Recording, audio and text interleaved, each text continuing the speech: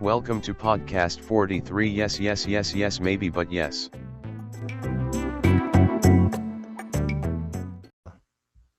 Hello, welcome to podcast 43. It's your host, Chris Borg, coming at you with another episode, also joined with my friend and co-host, Fulton Collins.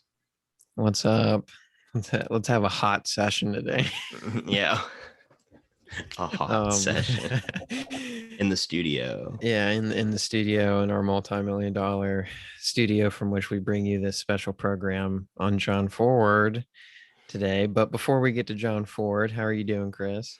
I've been doing really good. Been watching quite a bit of other John Ford movies and some Howard Hawks and some Michael Curtiz. So it's just been lots of classic Hollywood pictures, and then Nice. a little bit of a new film, which I will talk about. A little bit of Monica release. in my life. Yeah, a little bit.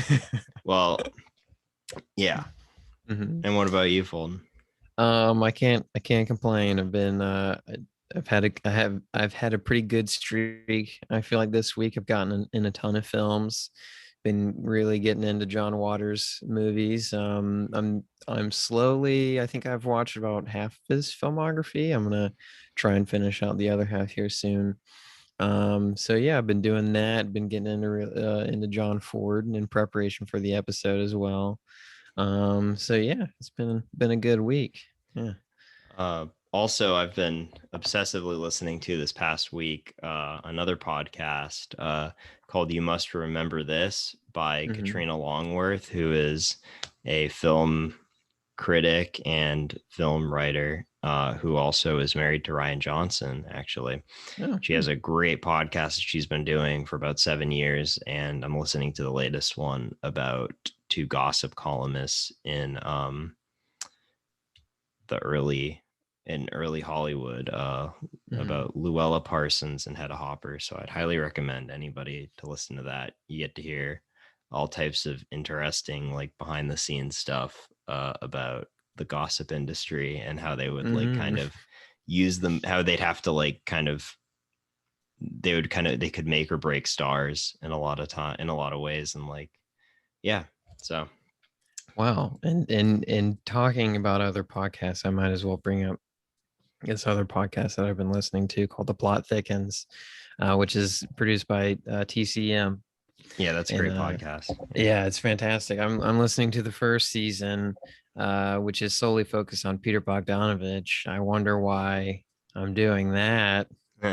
Wink, wink. Yeah, wink. I don't know. Maybe we have something in the pipeline that'll come out in about 2 weeks. Wink, wink, wink, wink. So yeah, that it's fantastic. It's a great in-depth interview. Just to talk about it for just a moment, he is quite a man and a myth of I feel like Peter Bogdanovich. And my favorite line that he said so far is like, what can I say? I love the ladies. What can I say? It's been one of my favorite parts of the podcast. He does. Yeah. Yeah. So I've been listening to that second season, actually, which is all about the production of Brian De Palma's adaptation of Bonfire of the Vanities, and how that was kind of a famous chaotic production. I was kind of going to listen to this and then I'll watch the movie, because I've heard the movie's quite bad. And I feel like if I'm given maybe a proper context, I'll be able to at least appreciate it if you can kind of see if you can kind of see all the moving parts. Yeah. So yeah, I want to do the same thing. I was contemplating if I should watch the movie first and then, listen to the podcast, or do the podcast and then the movie. Yeah. I mean, I guess it depends. Like when that that Jim Carrey, the documentary about Jim Carrey being like Andy Kaufman, Jim and Andy, The Great Beyond, that came out a few years ago. Like I feel like you need to watch Man on the Moon first and then watch that. But I'm not sure with this one, because like Man on the Moon's like actually a good movie. Or I mean, who knows? Maybe I'll really like Bonfire of the Vanities. Yeah. Well, I mean, when I was about to approach Citizen Kane, I said, wait, I'll watch Mank first, and then I'll do Citizen Well, Kane. I'll watch Mank, and then I'll watch the TV movie about Yeah. Orson Welles with Liev Schreiber from like 20 years ago. Then I'll watch that me and Orson Welles movie that Or Richard Richard Linklater. Linklater did. And then I'll watch Citizen Kane. Well, no, then It's I'll a read a stepping stone. biography about William Randolph Hearst, and then I'll watch Mm, Citizen Kane. to get the full picture, I Uh, think.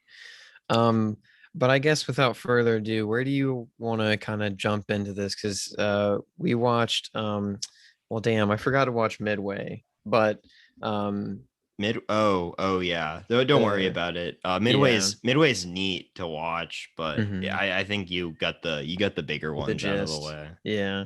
Uh, Where'd you want to start? Because just to do a little bit of backup, we watch directed by John Ford, which is a documentary made by Peter Bogdanovich. I watched The Searchers because I had never seen it, and Chris said that I needed to get it done, which I it's one of the agree. greatest American films ever. Yeah. Yeah. And then our feature film, the man who shot Liberty Valance. So The Man where'd Who you Killed kind Don of Quixote. Yeah, I'm doing it again. yeah. We found the Johnny Depp cut, which is about 14 minutes long, and we finally got our hands on it. uh, Uh, yeah. you So know. I think we should probably start with the Peter Bogdanovich documentary about Mhm, John Ford that before we get into Liberty Valance, because I think it kind of sets the scene quite well. mhm, So as Fulton was talking about, the TCM podcast is all about Bogdanovich, but it's mostly like about Bogdanovich and who he's kind of interviewed throughout the years. And mhm. Bogdanovich is a big, very big he appreciates cinema. He's not just a filmmaker, but he's a film lover. And especially in his earlier life, he was very fortunate to have met some of the great minds of of like the golden age of cinema. So he has some interviews in this documentary with John Ford. Well, one interview, and it's a very funny interview. And then he has some with John Wayne and other people that worked with John Ford, like Maureen O'Hara and Harry Carey Jr. Mhm. So plenty of a great cast of characters, and then James Stewart as well. yeah, Jimmy Mhm, Stewart. And so the thing is that this film was actually made in 1971 and released, and he was never really satisfied with it, so he did a re-edit in 2006 and added some new interviews. He added interviews with Spielberg, um, John or Walter Hill, which was a strange inclusion. Um, Martin Scorsese, and they were just kind of talking about their experiences with John Ford. And I think that my favorite anecdote is what Scorsese or no, what Spielberg had to say about his interaction with John Ford and how mhm. John Ford pretty much just told him how to shoot a perfect like a landscape shot or on the horizon, and like how he's like never put the horizon in the middle of the screen. You have to pick the top or the bottom, um, and then he's like, and then you'll make a decent movie. But yeah, so it's very kind of scattershot though. I'd say like it's a Very much. very unfocused documentary, which I makes me not as keen on recommending it as his Buster Keaton documentary that he made a few years back, which I think is a magnificent documentary. mhm. Because it's just kind of like, John Ford, yeah, he made these movies. We're gonna talk to some people about them, and then it's like, and we're also gonna kind of talk about his early life, but like in different parts, and then we're gonna go back to Yeah. talking about the movie. It felt like it felt pretty solid at the beginning, and then the further it goes, it kind of doesn't lean on the interviews, and it someone will say one thing and then they'll show that example throughout like 4 or 5 movies. There's someone that says like, oh well, he captured he spanned time with his films, and then it's like this film in 1608, this film in 1609, this film in 1610, and it was like, okay, I got it with with the interview. I don't know if I needed to to have it explained. I think that I would disagree. I actually think that's Mhm. probably the best part of the documentary, is that it's kind of that thread that ties a lot of his films together, is that Mhm. he's been so part of American myth make. He's so important when it comes to like American myth making on the silver screen, that it's like, Mhm. well, he made a movie. He made Drums Along the Mohawk, which is about the Revolutionary War, and he made Fort Apache and She Wore a Yellow Ribbon, which is about the Civil War. And he also made, a bunch of movies about the West, like the one that we'll be talking about, The Man Who Shot Liberty Valance, and Mhm. Stagecoach. And My Darling Clementine is an adaptation of, or is a retelling of the gunfight at the OK Corral, which is like one of the most famous gunfights in the history of the West, Mhm. and then like, more uh They Were Expendable is a film about World War II. And I don't know, it Mhm. just goes on, and it's just like, or Grapes of Wrath, the Great Mhm. Depression. It's just like all these different historical landmarks that Ford has captured Mhm. through cinema. And I think that that is the most important takeaway from this film, is Mhm. just how wide of a filmography Ford has, while also managing to kind of have a narrow set of themes that he tends to capture. Mhm. Well, I thought it was an interesting idea. I just wasn't crazy about the execution Yeah. of it. Like I do agree. Like it is kind of fascinating the consistency that Ford has, and he literally told, like he captured so much of America's history. It's quite insane. I just wasn't crazy because about the way it was executed in the documentary, because they have like an interview where someone kind of touches on what they're going to explore. I mean, which makes sense. But then they show it, and like it felt like 6 or 7 films, and then that happened like right at, like they did, he kind of had the same approach to examining that idea like 2 other times after that, and Mhm. that was comprised of like the second part of it. I think I was just a little bit more into hearing people talk about John Ford, and I do like that his, I mean, his films have to be, what is, or I'm trying to think of the proper term for it, but they have to be the supporting images to what people are talking about. I just wasn't crazy about how Peter went about it in some instances. I Um, like when he'd just show up and just talk about something. when John Ford would, or Or but no, when Peter Bogdanovich would just show yeah. up, he'd just be like, he's like narrating it, and then like Mhm. it just shows him up at the screen. And he'll just like say some random anecdote about John Ford. The Yeah. one takeaway that I did really get from this film, other than that American history part, Oh, just really quick, we watched the 2006 version. yeah, I think we we watched should the we should go ahead and, 2006 yeah, get that out version. of the way. You were saying? Or I was just saying, the one takeaway that I really got from this film is how it's just amazing how Ford was able to be so consistent with Mhm. with his filmmaking, and managed to just churn out so many masterpieces. Like Drums Along the Mohawk, Stagecoach, and Young Mr. Lincoln were all released in the same year. And then the next year it was The Grapes of Wrath, um, which is incredible. Like, Mhm. and I think they do say that one of the reasons why he was able to do that was because he was so in favor of always using the first take. Like he wanted to get things done on the first take, like every time. And if he wouldn't, they said he would get frustrated, which I Mhm. think is impressive.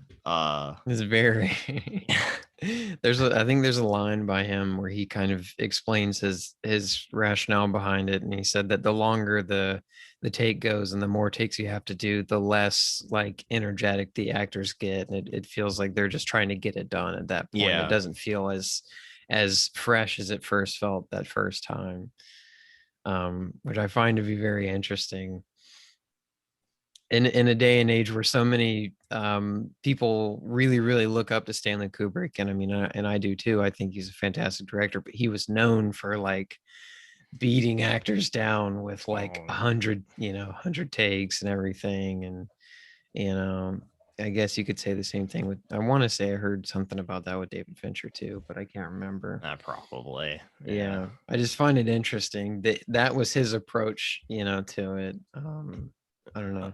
It is quite fascinating. But so I think it's still a pretty good primer for watching his movies, though, even if I do think it's a bit loose. It is a very good. It chronicalizes his all of his work very well. Like I learned about a ton of other John Ford movies that I wanted to watch. Like I want to watch Young Mr. Lincoln, and there's a movie about I think the assassination of Abraham of Lincoln. Oh yeah, that one looks super interesting. Yeah, The Prisoner of Shark Island. I really want to see that one. And I find it interesting because he has a World War One movie called The World Moves On, and then I think that would be an interesting double feature with They Were Expendable, the World War II movie. So I really want to see The Last Hurrah, which is the political thriller with well, I don't know if it's a thriller, but it's like a political comedy drama with Spencer Tracy. Yeah, it's just like you do find quite a few movies to like say, "Ooh, I'm gonna add that to my watch list." Yeah.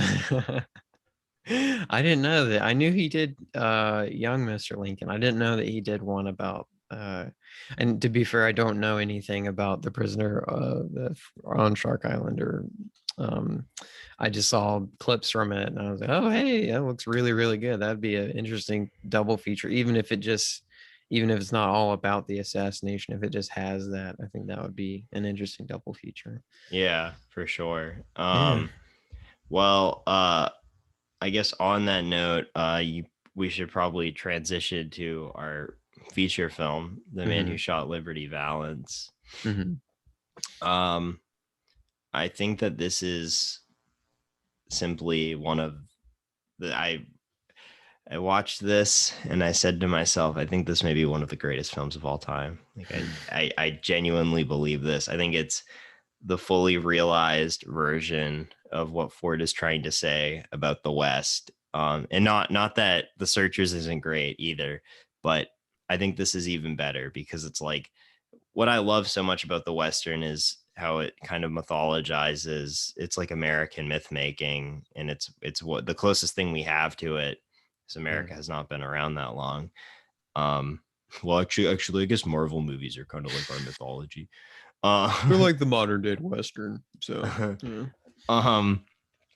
But yeah, I think I'll get into it though. What did you think about The Man Who Shot Liberty Valance? I did very much. I did really like it. I don't know if it beat The Searchers for me. Really? But if I were to look at it through the angle that you were, I think I would probably I'd grow to appreciate it more. When I got done with The Searchers, I was like, damn, that one's gonna grow on me. I could feel it. I just had like a sense that I'm just gonna grow to like The Searchers even more. And maybe it could go the other way around where I watch Liberty Valance again and I like it maybe more than The Searchers. Well, I mean, I would say that I think The Searchers may have like one of the best final shots in like all of cinema. Well, it's so fucking pretty. Yeah. I mean, god damn, like you can't watch that and tell me, yeah, digital's better. and I know that I've been growing to find that it is a weird argument to make, because I think there are certain instances where digital will work better depending on, what the movie is trying to capture. But I mean, fuck, man, it looks so fucking pretty. I mean, like, it does remind me of, and directed by John Ford. John's dad a painter? I can't remember. Maybe I don't know. There's someone was saying artists have their paintbrush, writers have their typewriter, but John has his camera, and I think that's such a perfect, like, I don't know, it fits so well, and that movie is so pretty. Like I want to see that up on the big screen so bad. Yeah, if I could find like a film projector and like get the original one and I could do it like that, I'd skip a heartbeat to do it, but yeah, so I feel very passionate about about the Searchers, but I still do really like the man who shot Liberty Valance. It's very good. I love James Stewart. I have since middle school, and I think I mean, he fits his kind of role very well in this one. Um, Yeah, yeah. so this was a lot of people would say that this was like Ford's last masterpiece. Mhm. And it was shot in it was made so it was made in 1962, but the really impressive thing is that it's in black and white. Yeah. And so I found out that the reason why that is because um Paramount said that it would be cheaper to use black and white stock instead of color stock. And if it was shot in color, they'd have to shoot the whole thing in Monument Valley, which is where Ford filmed a lot of his movies, like The Searchers. And Yeah. but Ford was very keen on using the Paramount sets to have this to film this movie. And I think, and Mhm. also on top of that, another reason was because black and white would make it easier so Jimmy Stewart could look younger, because Mhm. he's playing somebody that's like 30 years younger than how old he actually was at Yeah. that time. Mhm. But I just think those are two interesting tidbits, and I think that it's a good thing that they shot it in black and white. Mhm. I agree. I think that, I mean, even when I was talking about, his work in color, I think it could easily just be applied to his work in black and white, because I still think that his shots look amazing and everything. And I know that that also has to go to the DP as well. I don't know the DPs of the Searchers or the man, of Liberty Valance either. So that one's on me, and I would love to congratulate them because they did an amazing job. William X. Clothier was the cinematographer, Mhm. who also did Fort Apache Mhm. and Donovan's Reef. He did the Stagecoach remake. Oh, that ought to be one that we maybe think. Oh, Yeah, I I have know. an idea. I've heard stuff about the Stagecoach remake with Anne Margaret and Bing Crosby. Mm, But sorry. yeah, so he's worked on quite a few Ford films, it seems. Hmm. Um, I'm trying to think. So where were you gonna go with the whole thing about you were saying that you were gonna jump into it, but you wanted to hear what I Oh, thought first. okay. So I was just gonna kind of talk about how it is, how this is the movie about the myth of the West, and Hmm. how that kind of fits with my angle, and how things in the movie kind of fit with my angle.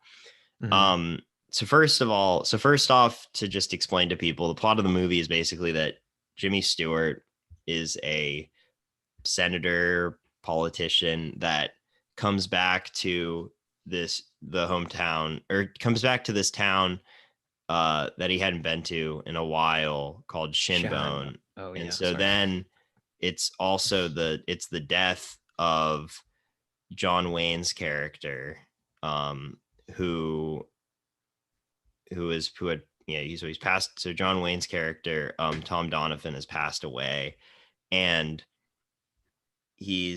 so then he gets to talking about like kind of this story that made him kind of a household name, or made him famous, 30 years prior, when he first got to the town. And so then it triggers a flashback, and the rest of the movie is really him just talking about this, um, and how he was a newly graduated lawyer that comes into Shinbone, and then has a run in with this criminal, uh, outlaw named Liberty Valance. What a great name, dude. It's a great outlaw name.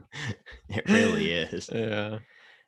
And then so then he gets to, and then so basically like it's just about this story and how he gets to stand up to Liberty Valance and like, you know, helps the town band together and manage to get them also representation and statehood, because they were just a territory before. Um and so fine, and so like eventually, like, just gonna spoil it, he shoots Jimmy Stewart shoots Liberty Valance, or so people think, in a shootout, but it turns out that it was actually John Wayne's character who shot him. But and so basically, like, the famous final line of this film is when he tells everyone who he's telling the story again, that it's a lie, that he was the man who shot Liberty Valance.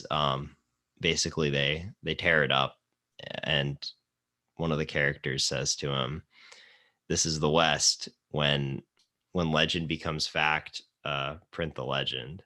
And so, I mean, those are like really powerful words, and Yeah. and so, and I think it's so true.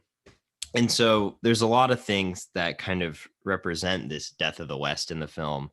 One of which is how Jimmy Stewart's character at the beginning of the film uh, comes back into Shinbone on a train. And so then they kind of talk about how, you know, the train is kind of nobody, you know, that this place has changed. Like, you know, not a lot of people, not as many people are here. The railroads kind of made transport a lot easier. People want to go other places.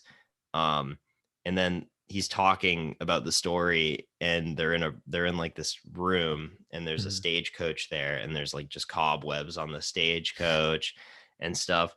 And so then it gets into the story, and the whole basis of like a lot of what Jimmy Stewart's character is trying to do in the movie is get people statehood and representation in this territory. And so then when they go to the conference to kind of voice their support of statehood, John Wayne is John Wayne manages to tells Jimmy Stewart, because he's so broken up about the fact that he killed a man, he tells him the truth after he storms out, because people are calling him a killer in the town hall. And then after John Wayne reassures him, like, you didn't kill Liberty Valance, I did, he walks back in and accepts the delegation, and then they are granted statehood. It kind of triggers the progression of them getting statehood.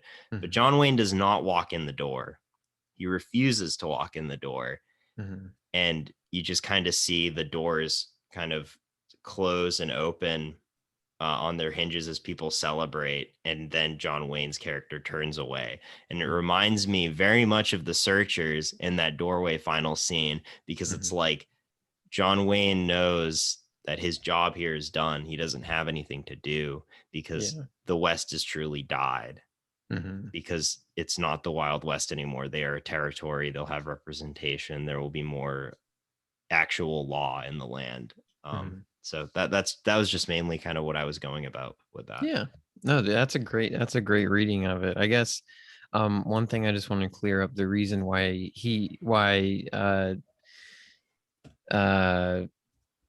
sorry, what James Stewart is, his character is so distraught, is because when he came to the West, he wanted to, you know, he came as a lawyer, and he didn't want to shoot Liberty Valance. He wanted to put him behind bars the lawful way. But since the Wild West was the Wild West, he had no other option. When Liberty started to terrorize the town, he had no other option than to agree to this duel. And you know, that would be a gunfight. So that's why he was so distraught, because he wasn't able to go about it the way that he wanted to. There's something I was gonna bring up. I just to highlight one of the other small, not small, but one of the other roles in the film. I do love Mr. Peabody, the town drunk. Oh, and I Mr. love, Peabody's great. Yeah. yeah, and then the The Marshal. the Marshal is amazing. I love his voice and his Marsh mannerisms. Marshall Link Appleyard is his Mhm. name, and he was in Stagecoach too. Oh, he was? Yeah. Dude, it's been so, I need to rewatch Stagecoach. I haven't seen it since in our high when we were in high school in film studies class. Yeah, I mean yeah, I think This is forever uh ago. yeah, we should rewatch it. Yeah. Like I said, I mean, I know you messaged me as I was bringing up the Stagecoach remake to do like a watch the remake and watch Mhm. the original. I think that would be a good time. Yeah, I Um agree. but yeah, he's great. I love how everybody in the town only eats like potatoes and steak and apple pie, and it's like, how high is Extra their beans for cholesterol? Mr. Peabody. Give me another steak. Oh man. The doctor's a drunk too. I thought that was pretty funny. Um Yeah, like in Stagecoach as well. mhm. Yeah, There's so many good roles in here. Pompey, no, Pompey, yeah, right? Pompey. I thought he was really good.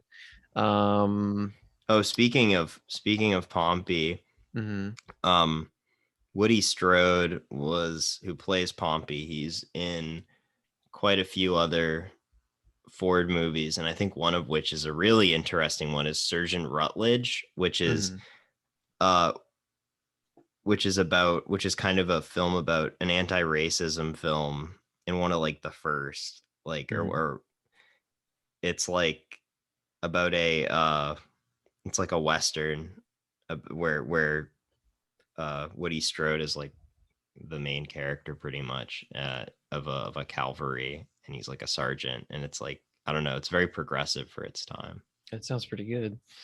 Yeah. Um I'm trying to remember who else. I did really like the father that owned I guess what was the cafeteria. I don't even remember if they gave it a name, but the place where everyone came to eat Oh, and everything. I yeah, I did forget what the like name is. Yeah. yeah. And then I'm struggling to remember her name. Hallie. Hallie, Is it yeah. Hallie? Yeah, okay. That's I who. So Hallie is kind of who both John Wayne's character and Jimmy Stewart's character are. They're both they both are pining for her. The love triangle. Yeah. I do love it when when Tom goes up, or well, when John comes up to Jimmy Stewart and is like, "Hey, she's my girl, and that's final, okay? I don't want to hear any more about it." Yeah. Yeah. Well, and I think that also kind of ties into like how at the end of the movie she ends up marrying Jimmy Stewart's character. Mhm. She doesn't go with John Wayne's character, and I think it's like kind of like John Wayne's character is no longer like the macho, like, No longer the it now that boy. law what No longer the it boy. no longer the it boy. He's no she was It's kind of like how Katniss has to pick between Gale and Peeta.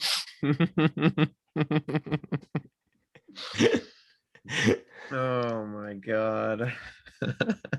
Um, We gotta hit film Twitter with that one, and I'm sure that one will go quite far. oh yeah, I hope. But Oh. she ends up picking Jimmy Stewart's character because now that like Law has actually been brought Mhm. to Shinbone, he's kind of he is he is like kind of this the new like kind of masculine person Mhm. of interest, as opposed to John Wayne's character, who's the old fashioned, Wild West. Mhm. Uh, Well, I think it's safe to say that John's character does truly love Hallie, but to me, I think that Jimmy's character believes in Hallie, and he also loves her, but he does believe in her that she can be, more than just a waitress. She can read, she can teach, she can be a major part of the community. And I think I thought that was quite interesting because it shows you know, a deeper relationship to me than what she had with John, you know. But I do really like the sentiment where they go and get a cactus rose and put that on his coffin. I thought that was quite sweet of them to do. Yeah, I would agree. Mhm. But yeah, I think the shootout does not disappoint, and I kind of thought that it was going to be more Rashomon-y, you know, with Mhm. who shot Liberty Valance going to be like. And from my perspective, this Mhm. person shot Liberty Valance. It's like, no, I shot Liberty Valance, but no, it doesn't go into that territory at all. It's pretty straight up It's pretty by finding straightforward. out who shot Liberty Yeah. Valance. Well, I think the only reason I caught on to this is because I did watch directed by John Ford first, where they talk about the shootout. So I knew that John Wayne's character had already, you know, was the one that actually killed him. But during the shootout, you can see that he gets like kind of shot twice from two different angles. That's what it looked like to me. I felt like I saw two bullet shots, but I could be wrong. And by bullet shots, I mean like where the squibs kind of puffed on his on Liberty Valance's, you know, coat, which I could be wrong, but I kind of expect, you know, so I caught that because I had kind of already heard of the ending. Unfortunately, I wish I would have watched it the other way around, but I kind of wanted to be more acquainted with Ford before I, you know, I watched Liberty Valance. Yeah, I I just want to say that like everyone needs to drop what they're doing and watch this movie, and also recontextualize it in that American myth making way that Mhm. I brought up, because I think that you can go really far with what's going on in this film, as well as like, you know, it's clear, the obvious butting of the heads between Stewart and Wayne's character, where like Stewart is this very educated person that is actually like using his knowledge and passing it on to other people by teaching them how to read and write, Mhm.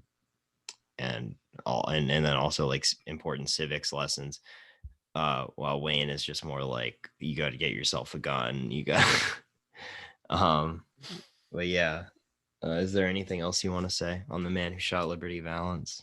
Um, go watch more John Ford. That's all that I have right now. There's a lot, but there's a lot good too. Well, there is that John Ford quote from Orson Welles, Mhm. where they asked him what directors he liked best, and he said, "I like the old masters," by which I mean John Ford, and John Ford. And It's a great quote. it's a great line. Well, and actually, speaking of which, how did we completely forget? But in that Bogdanovich documentary, Oh, yeah, Orson he Welles narrates. narrates it kind of. Yeah. In the original version that Mhm. Bogdanovich made in the 70s, Orson Welles narrated a lot more of it, Mhm. but he still has a little part in the new one. Yeah, I was wondering if he had recorded, because I haven't seen the 1971 version. If I was wondering if he had recorded that back in the day and didn't use it on that one, but he decided to incorporate it on this one, or but you know, like he said, he played a bigger part in that one. But I thought that was interesting. Yeah. I wanted to know if Orson had wrote the narration or if Peter had wrote the narration. I'm sure it was probably a kind of a Collaborative mixed effort. bag, yeah, of who did, you know. So But that's also yeah, very interesting. well, that's definitely not going to be the last John Ford movie we'll be talking about on this podcast. I'll We'll let you probably know do that. a sequel at some point. Um, but yeah, So well, I guess on to the news, I suppose. should we do the ad break really quick? Yeah, sure. We'll do that first. All right. And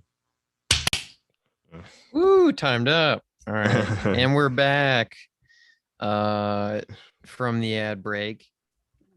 what a long one it was. Yeah, it was quite long. We forgot to finish the rest of the episode, so now we're back.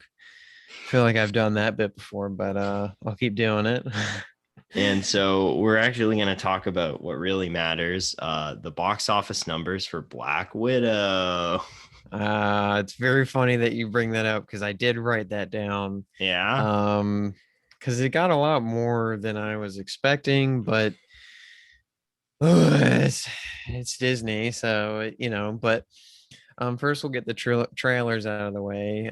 First up, we have a Disney again with Disney Animation's Enchanto teaser, which will be out in November, directed by Jared Bush, Brian Howard, and Charlize Castro Smith.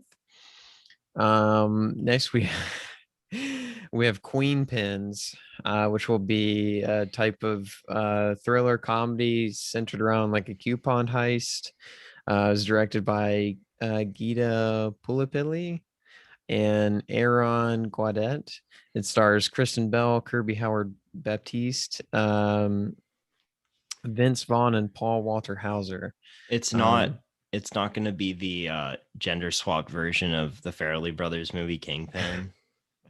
Unfortunately not, although that's what everyone was hoping for. The nextly we have Sweet Girl, which will be an action drama starring Jason Momoa, directed by Brian Andrew Mendoza. That'll be out on August 20th on Netflix. So in terms of news, we've unfortunately lost two greats over the past week, and I just wanted to say, can I do the yes, you know which yeah, one. I would like you to handle that one. This week we lost a really great voice in the underground, in the underground cinema scene, with the passing of Robert Downey Sr., whose film Putney Swope from 1969 really is a favorite of mine. It really had an impact on me when I watched it last year, and it made me, and then I went through a lot of his filmography, and I just think he's a very interesting voice with how he approached filmmaking and how he would do things on a shoestring budget and manage to make quite interesting and transgressive yet also funny movies that were also just so edgy too. But yeah, so my heart goes out to the Downey family, and I would recommend everybody to check out Putney Swope. It's on the Criterion channel. I rewatched it with some friends in memory of him, and it's still brilliant.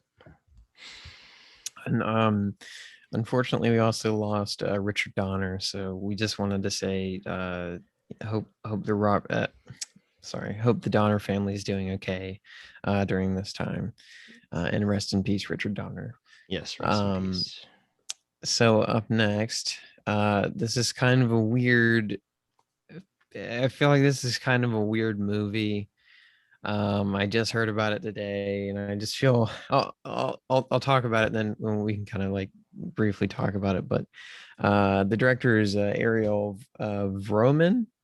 They were making a movie called April 29th, 1992, which is a film set set around a heist set during the LA riots.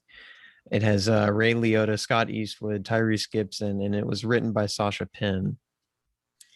So I just feel like that's a weird, I don't know. I just feel like it's a little bit of a weird movie to be making, and I could be wrong. It could be a good movie. But I don't know. What did you think about that, Chris? I don't know. I think making a movie about something like this is, I think it really all depends with how they go about it.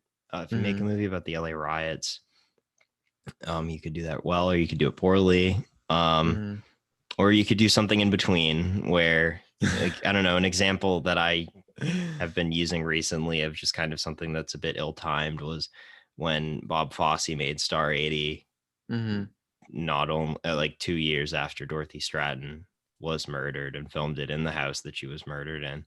Yeah. And despite my qualms with how he may have but despite my qualms about that, I think it's still a pretty good movie. And I don't think it's super exploitive. I mean, it's a little bit still. Yeah. So we'll see what happens with this. I mean, the LA riots happened nearly 30 years ago too. So not saying that like people are still, that's not super long in like the timeline of even this country, but it's still a little bit better than like 2 years. Yeah. I need to look at because I was gonna say an interesting double feature would be In Cold Blood and Star 80, because they shared the exact same approach to shoot everything on location. But I don't think a human person can handle that type of sadness of both of those films combined. Me and you have been talking about Star 80 recently. I'm gonna watch it soon, and you've said it's very sad, and friend of the show Reagan has said it's very sad, and yes, In Cold Blood is probably one of the most depressing movies I've ever seen. It's fantastic. It's a great movie, but that one was also shot all on location where a family had been killed. So it's just an interesting approach to a movie. But moving forward, we have Kaylee Kuko to produce and star in a film called Role Play, which will be written by Seth Owen. They're currently looking for a director now. Zack Snyder is working on his next film called Rebel Moon, which was originally his pitch to Lucasfilm to make a Star Wars film, but now he's kind of reworked it into something that he can do as an original film. Netflix has picked it up, and it'll begin shooting sometime next year. Michelle Williams is going to play Kathleen Parr, which is famous ex-wife of Henry VIII, in a film called Firebrand. There's no director currently, but it has been written by Henrietta and Jessica Ashworth. This one I don't know how to feel about. This movie, Ralston Marshall Thurber is making a movie called Red Notice, which stars The Rock, Ryan Reynolds, and Gal Gadot, and that'll be out on Netflix on November 12th. I really like The Rock, but Ryan Reynolds and Gal Gadot I'm not as crazy on, so I don't. That one feels like it's I don't know. We'll have to see. We'll have to see how that one turns out. Yeah, I don't know. We'll see. But Matthew Vaughn has cast. This is an insane cast to me, but we'll just jump right into it. Matthew Vaughn is working on his next movie called Argyle, which is an adaptation of I think is it Ella or Elia Conway's.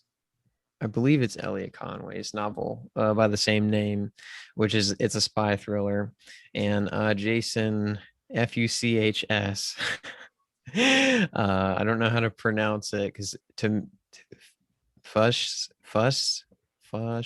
He has adapted the novel. And he has written it. But Matthew Vaughn has already got the cast together, which will be comprised of Sam Rockwell, Bryan Cranston, Bryce Dallas Howard, Henry Cavill, Dua Lipa, John Cena, Samuel L. Jackson, and Catherine O'Hara. They plan to start shooting next month, and it is supposed to be the beginning of a spy trilogy. Matthew Vaughn has said that it's kind of a spy, or at least the novel is a spy re-envision of the spy thriller. So I mean, I really did like, which I haven't watched in some time, but I do love Kick-Ass. I do like Kingsman. Kingsman 2, I've been wanting to revisit. It wasn't a favorite of mine when it came out, but I am excited to see the Kingsmen. So we'll see. He's a director that I still do kind of like look forward to watching his stuff. Amazon wants to bring back the entire creative team to work on a Tomorrow War sequel. I thought this was interesting, and I think it's just Netflix kind of capitalized on the popularity of Bo Burnham's Inside. But it will be playing in select theaters on July 22nd. Yeah. So I just thought that was interesting. Adele Lim will be directing an unentitled comedy with Ashley Park. It was written by, and I know I'm going to butcher this name, so I'm so sorry, but I'm going to try and do my best. Written by Cherry Cheva Pravadumrong,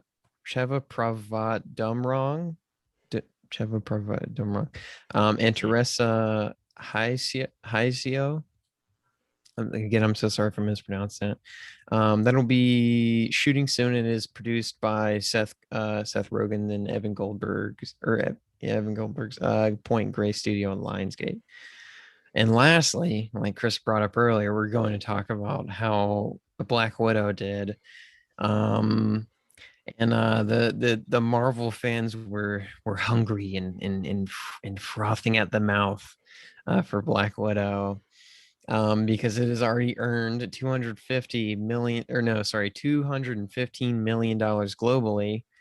And the other part of this news comes as a shocker to me, but it has made $60 million off Disney Plus alone, which is fucking insane to me.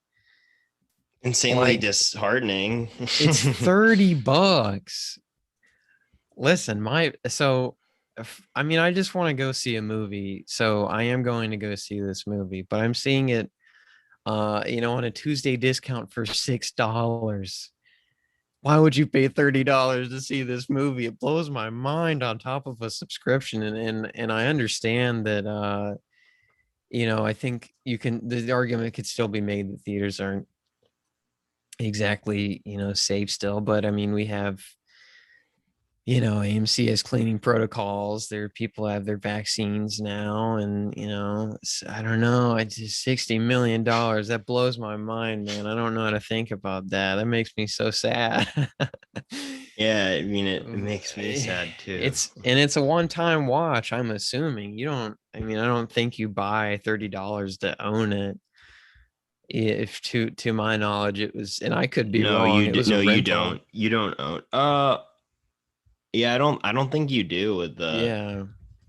Wait. That's a lot of money to not own them. Is it 30? It's something ridiculous. It's like over $20 or something, I think. But yeah, I don't know.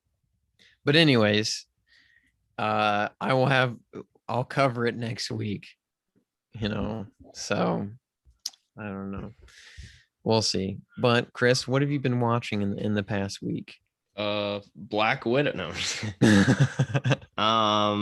Well, you did watch another Marvel affiliated. Yeah, that's what I guess that's a perfect segue into one of the things that I watched, which was the new short on Disney Plus, streaming now for your convenience. The Good, the Bart, and the Loki, which is a 4-minute Simpsons Marvel crossover featuring the voice of Tom Hiddleston as Loki. And this was one of the worst things I've ever seen in my life. Not only was it not engaging, and it just felt like it was just procedurally generated with no heart in it, but also I think it stands for something quite sinister and disheartening. There's this little wink and nod in the short where one of the characters in the Simpsons, in Springfield in the Simpsons universe, holds up a sign that says, "This is what happens when Disney buys Fox," and it's like, haha, oh, it's a wink and a nod about the hellscape that we live in, where the Federal Trade Commission doesn't regulate these massive mergers. It's so funny. Yeah, so that made me quite angry. I think that basically the plot is just that Tom Hiddleston has to get banished because he was a bad boy. Loki was a bad boy, and they bring him to Springfield, and then crazy things ensue, and then the Simpsons characters get different Marvel powers, and there's a bunch of really sick references to other things, and you're like, holy shit, I know what that is. And is it supposed to be like a tie-in with the Loki show? I'm assuming traverses time and different universes.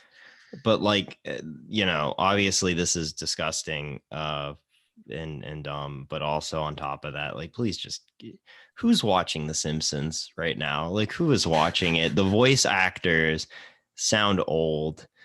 Dan Castanella, Yeardley Smith, who voices? I think they're literally just trying to beat that record.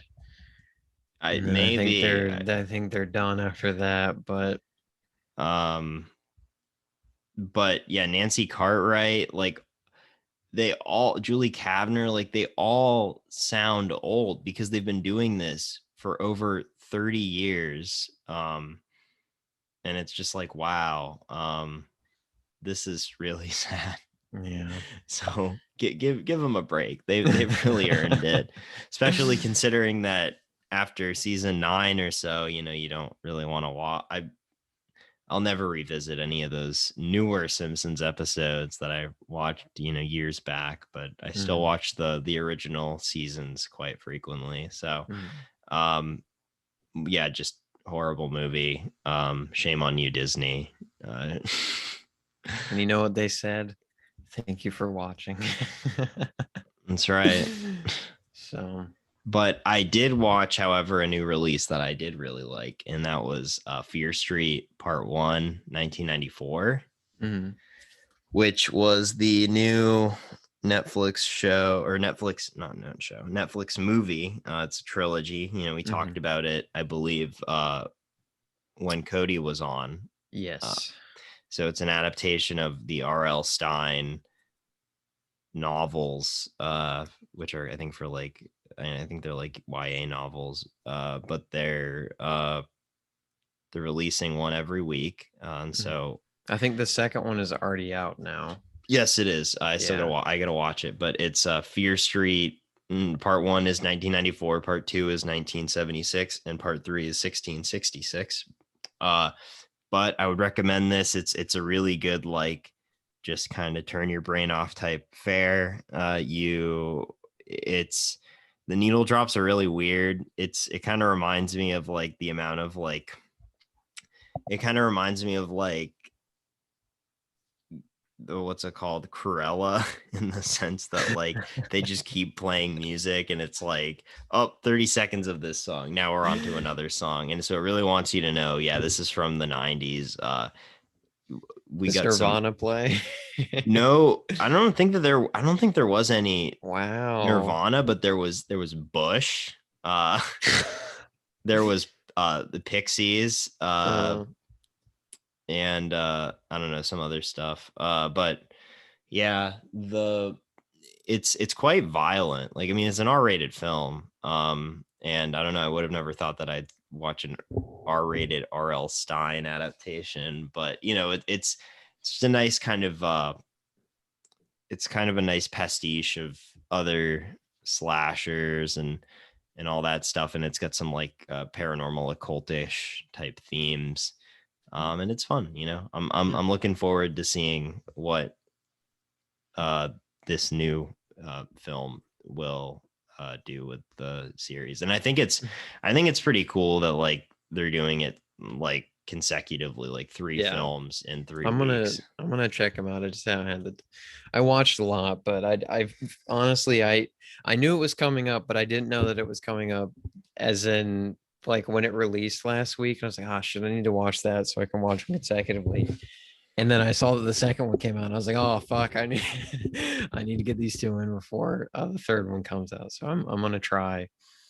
But next Friday is gonna be busy, man, because the McCartney series comes out too. I really want to get that in. Oh yeah, yeah. So I'm super excited about that. Was there anything else that you watched over the week? I mean, there is, but I'll let you get some stuff in first. I don't want to hoard the mic. First, I'll talk about one movie that I know that you've seen Grey Gardens before, right? Yes, I have. Okay, so I watched that over the I watched that and the film adaptation of it. That I think it was an HBO original, like, TV film. So I really enjoyed the documentary, and the more I kind of thought about it, the more I did like it. I just like wanted to learn more about this family and about kind of what had led them kind of down the path to their kind of lifestyle that they had. And for people who might not know, it was the Beals, and it was Little Eddie and Big Eddie, or Edith. Sorry, I don't know why I call them Eddie. It was Little Edith and Big Edith. And then basically the documentary captures their kind of interactions in their home that is kind of decaying again, I would say, because their home is this big mansion that has become overgrown, but you don't get to see how bad it was before it was renovated by Jackie Kennedy, which she had a different last name at the time, but I kind of Onassis. Onassis, yeah. um because Jackie is, I think, like a cousin of theirs, or of little Edith, and everything. And so she decides to help them clean up the place. And it was, if you go and like look at the photos, it's insane. There were like cat cans, empty cat food cans, like stacked up to the ceiling in their kitchen.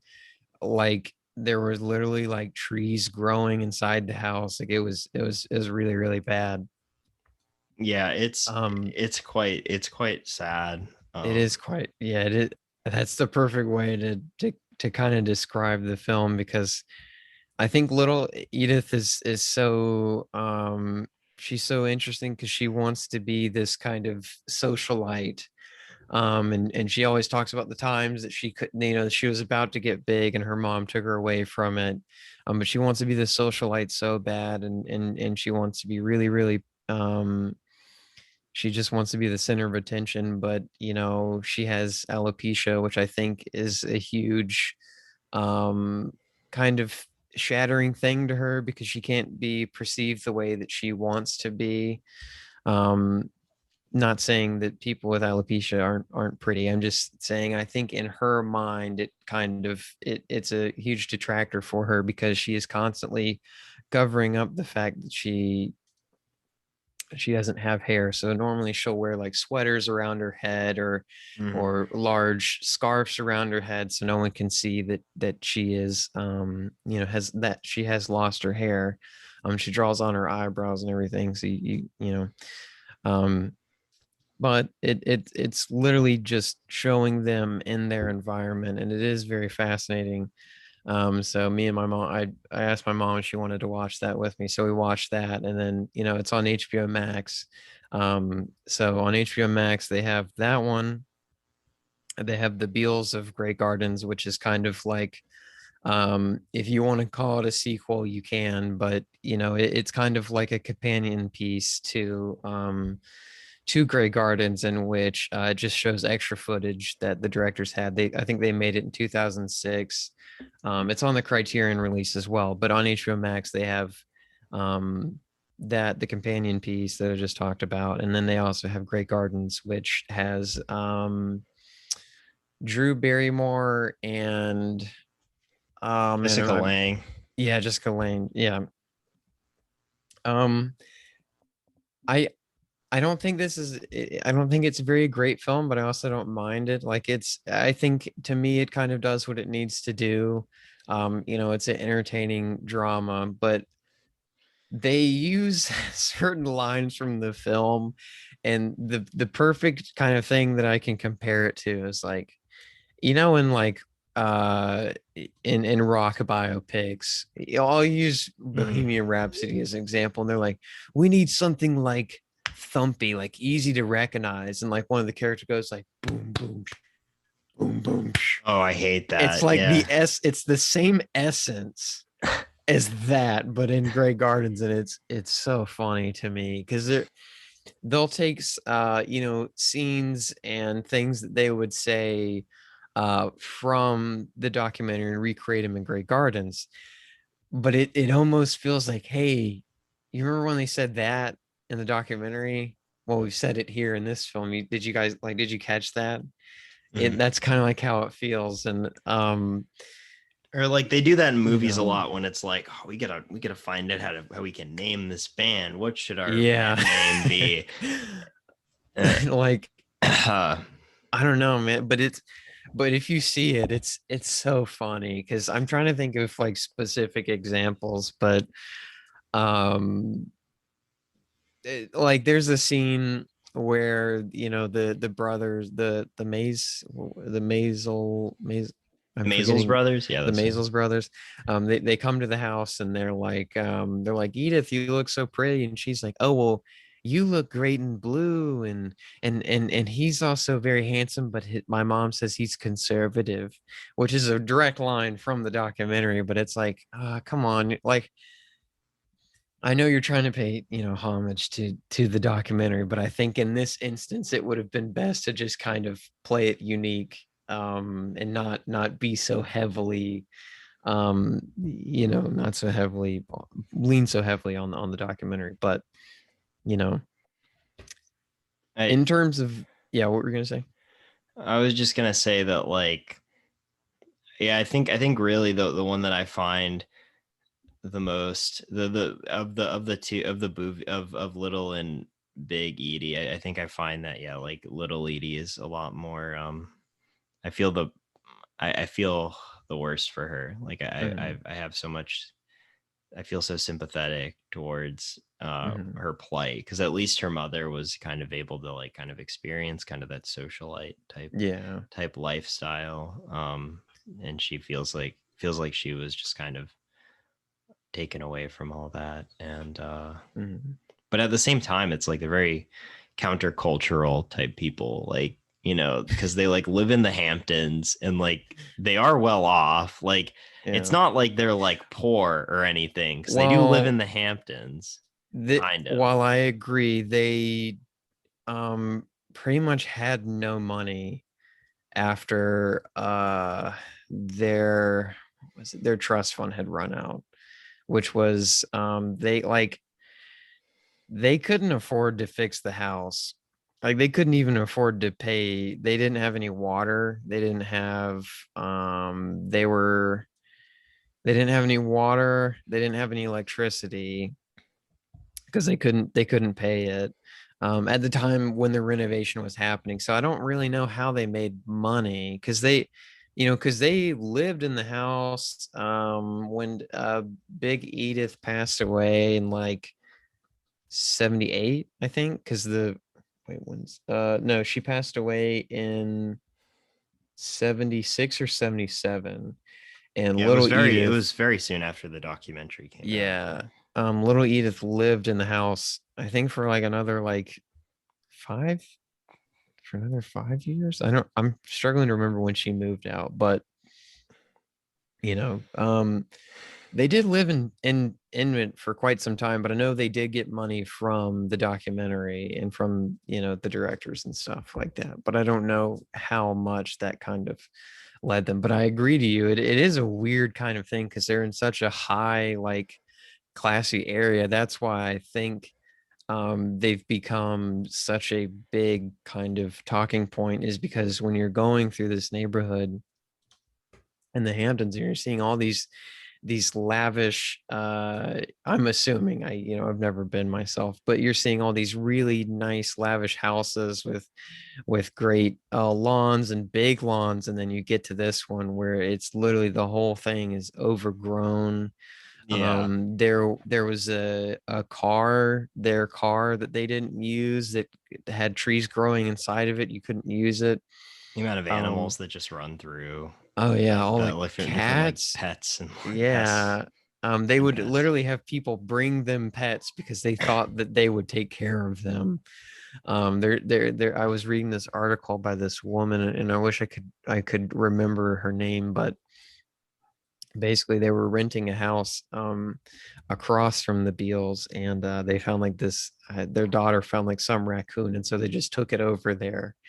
And little Edith was like, "You don't think we actually take all these like little critters, do you?" Or, something like that. But they had a huge walled in garden that was completely overgrowth and everything. But Are you um are you gonna check out Salesman next?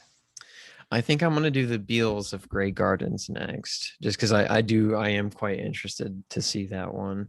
And then I do plan on doing Salesman. I know you highly recommend Yeah, Salesman. Salesman's. I like Salesman more than Grey Gardens, but Yeah. um, yeah, I wish Grey Gardens, my only thing, I wish it would have gotten more into the history of them and their family, but I also understand that that's not what they wanted to do. well, They like just that. kind of wanted to capture them, I you mean, that's know. kind of how the Maisels are uh operate with that like kind of direct documentary type style where Mm-hmm. it's just kind of like we're gonna show you, we're gonna kind of show you, you know, these conversations uncut, unnarrated, just Mm-hmm. kind of they're just kind of like to garner like a more genuine reaction or try to convey that type of like lifelike Mm-hmm. um like make it as make it mirror reality as much as possible, as Mm-hmm. much as a documentary can uh do. And so, and I appreciate that. Like I like how they just have these like very strange conversations that they don't really cut at all in Grey Gardens, Little Edie and Big Edie, where they're just talking back and forth about something or looking through like the scrapbook. Mm-hmm.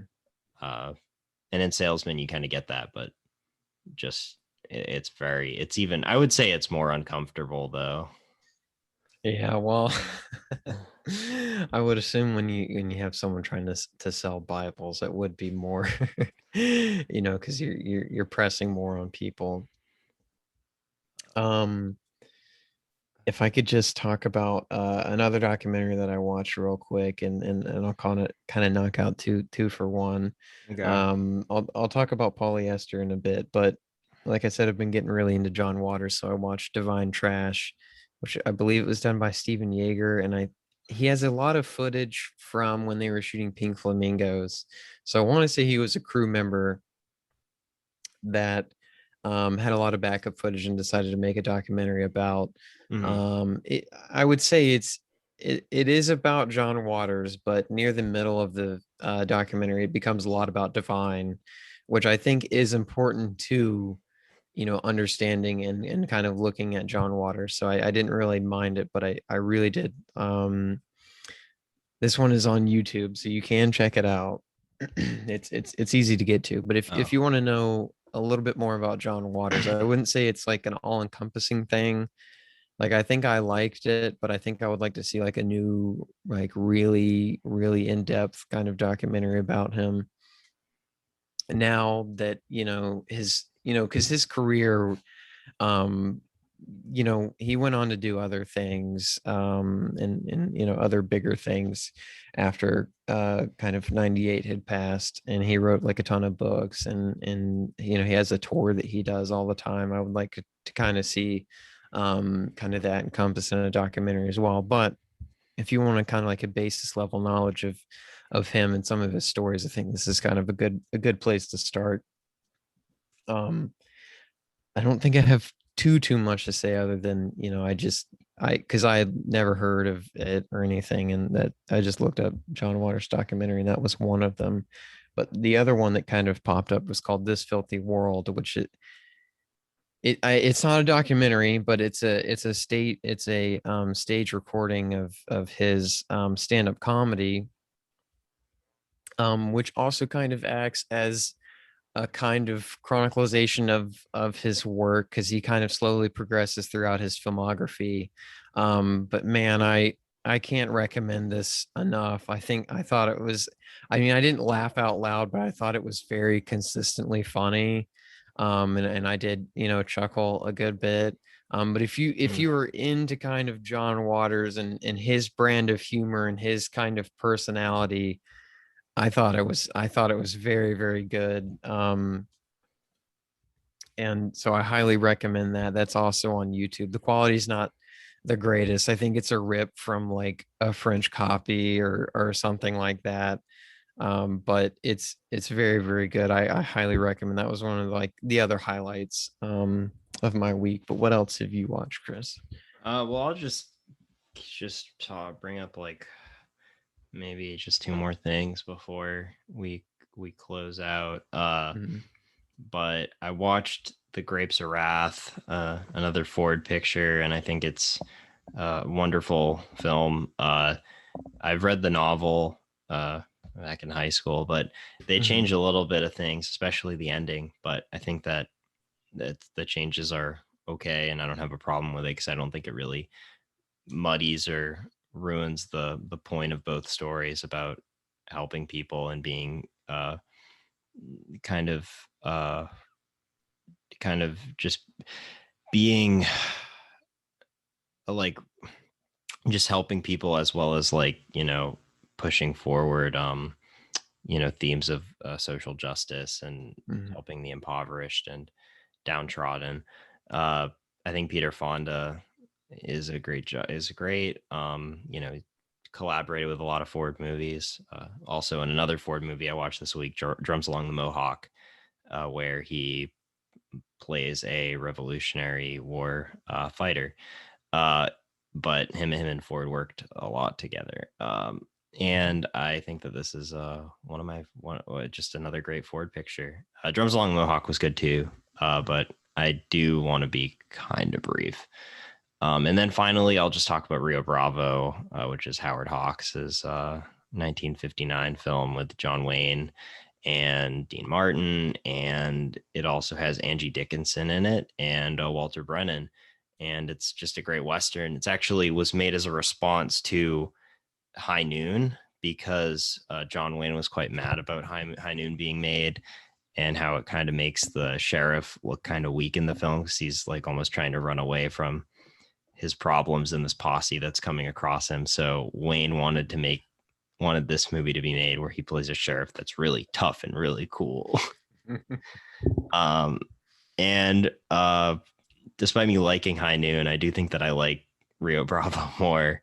Angie Dickinson is like one of the few cast members that's I think still alive from this film. She was in Dress to Kill. She's the woman at the beginning. This was one of her first films. But yeah, that's all I want to say, I guess. I'll try to be quick too, because I know we're kind of pushing it on time. Polyester, John Waters' first studio made film, does not hold back in any way, shape, or form in the way that you kind of want him to be. Or he's always been someone that has pushed the boundaries, and I think he does a great job in this. Divine does great. Tab Hunter does great in his little role. I love I think the subplot of kind of Divine's family. The father, Divine wants to be a Christian woman and have a good household that is all well and good. But her husband owns a pornographic theater. Her son has a foot fetish, and by dealing with his foot fetish, he goes out and stomps on women's feet that he finds attractive. And the daughter is, promiscuous, and she has this boyfriend that's this terrible human being. And I just love the juxtaposition of Divine trying to hold a good household while having all this craziness go around her. And it's so funny. I This movie is great. And for people who might not know, this movie was released with Odorama, which you were given a card when you would go see the movie. You were given a card, and it had 10 cents on it that it's like a scratch and sniff. And I think it's probably one of John Waters' best jokes to make you scratch and sniff a fart like multiple times throughout the film. Yeah, I mean, you don't smell a fart multiple times, but there's one where a fart comes up. There's one where people have to smell shit. It's included on the Blu-ray, right? On the Criterion release. On the Criterion. So I thought it was fantastic. I thought it was very funny. I couldn't recommend that one anymore. Who Framed Roger Rabbit? I don't think I have too much to say about this other than I do really like the animation. I thought that Christopher Lloyd was oddly very scary to me. Like if I was a kid and I had seen this film, I'd be kind of very scared of Christopher Lloyd. And then lastly, I watched Dread with Carl Urban. And this film I wish had bigger budget, but I think they did really good with what they had. And I think that they did kind of craft a unique kind of world. I don't have too much to say other than I just really enjoyed it being kind of a simplistic uh kind of action film, because when I think of comic book adaptations, I always kind of expect them to like marvelize it where it's like the end of the world, but this film is pretty simple in that regard, and it's just Dread dealing with a huge kind of skyscraper, or not huge skyscraper, but well, I guess you could call it, because it has 200 levels, but it's kind of like this place that's known as the slums, and there's people that live on each kind of floor. Yeah. But I like the kind of It's a nice adaptation. Yeah. I like that one when I saw yeah, it years I'm about back. to yeah, I'm about to Are you- start reading Judge Dredd, so I kind of wanted to like see this. Are you gonna watch the Stallone Oh yeah, film? I am. I'm very excited to watch this. I've heard it's not very good, but it does kind of have my interest. Got Rob Schneider in Um, it too. oh, for real? Yeah. Okay, that's very interesting. He's like the comic sidekick. Uh Now I've Uh, got to see it. I mean, I was gonna watch it anyways, but I know that one had a really big budget and it was kind of a flop. But one last thing I wanted to say about Dread is I like the kind of imagery that when Dredd gets trapped inside this place, it goes into lockdown mode, and they have this big kind of open part of the roof that lets a lot of light shine in. mhm. And so when Dredd gets trapped in it, they close it down. And at the very ending, as he's leaving, he's cleansed this place, trying to not spoil anything, but he's cleansed this place. It opens back up and light floods, throughout the whole place. Nice little, detail there. But Yeah. yeah, I watched another thing, but I'll probably just talk about that for our Peter Bogdanovich sequel thing. So All right. Yeah.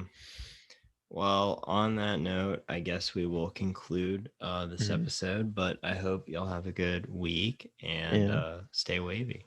Next week's feature film is John Landis's The Stupids. So yeah, stay safe. And we set up a Discord. If you guys, if the listeners want to kind of come hop in the Discord, it gives some film recommendations. We've got a ton of channels.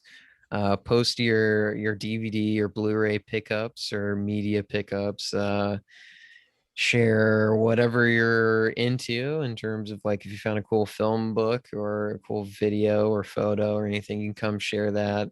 We're Me and Chris are kind of talking about doing other stuff in it, but we'll just wait to kind of announce stuff until we have it all figured out. But yeah, if you want to come talk film, give film recommendations, any type of that thing, go our link is in our link tree to the Discord, so you can join that.